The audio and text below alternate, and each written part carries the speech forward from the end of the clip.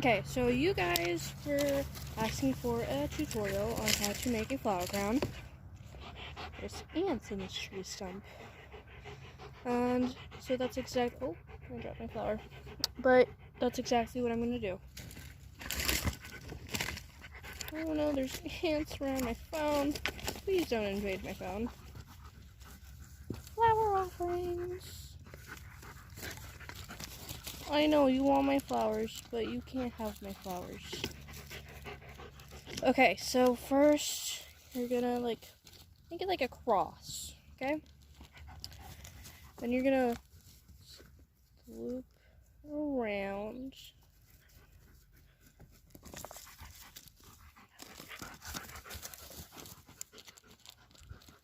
So it looks like that. I hope you can see that. And then you just redo that repeatedly.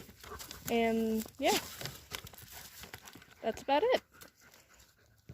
Okay, I kind of finished it, the rest of what I have. There's an ant sniffing my finger. Hello, little baby.